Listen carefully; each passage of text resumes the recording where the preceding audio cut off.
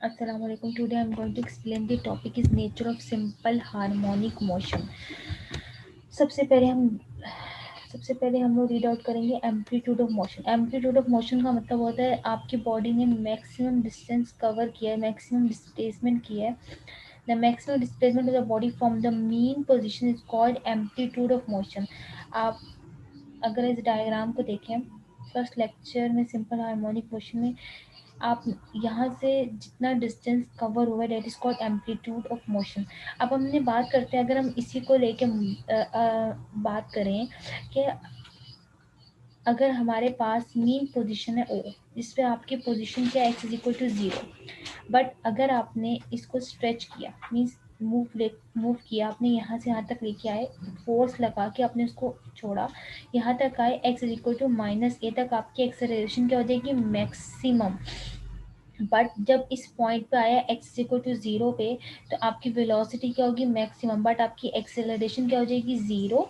आपकी एक्सेलरेशन इस पॉइंट पे मैक्सिमम थी क्योंकि यहाँ से आपने जो फोर्स अप्लाई की थी, तो उसमें जो फोर्स अप्लाई की थी, तो वो जो फोर्स अप्लाई की थी आपने, तो जब आपका एक्सेलरेशन इंक्रीज हुआ तो आपकी फोर्स भी ज़्यादा थी, तो आपका एक्सेलरेशन भी ज़्यादा था। लेकिन जब आहिस्ता आहिस्ता वो अपनी ओरिजिनल पोजीशन पे आए, मीन पोजीशन पे आए, तो आपकी वेलोसिटी मैक्सिमम होगी and acceleration has fallen to zero. तो इसमें हमने एक बात जो अभी मैंने डिस्कस करनी है, simple harmonic nature of simple harmonic motion में यही बात डिस्कस करनी है कि हम इसमें मैक्सिमम वेलोसिटी किस पे देख रहे हैं, इसकी मीन पोजीशन पे, एंड मैक्सिमम एक्सेलरेशन किसका देख रहे हैं, इसकी इसकी x is equal to negative of a पे।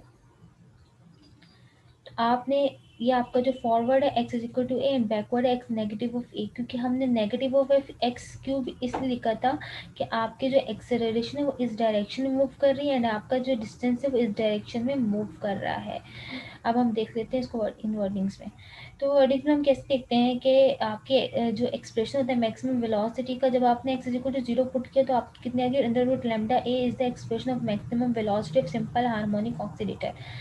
एंड अगेन एक्सेलरेशन आपकी मैक्सिमम होगी बट आपकी वेलोसिटी ज़ीरो होगी। तो due to maximum acceleration it's move towards O, and finally जब वो मूव करेगा टूवर्ड्स ओ पे, एंड फाइनली जब वो पॉइंट ए पे पहुंचेगा तो वो किस पोजिशन में होगा, at resting. The motion is repeated after time interval is 2 pi upon lambda.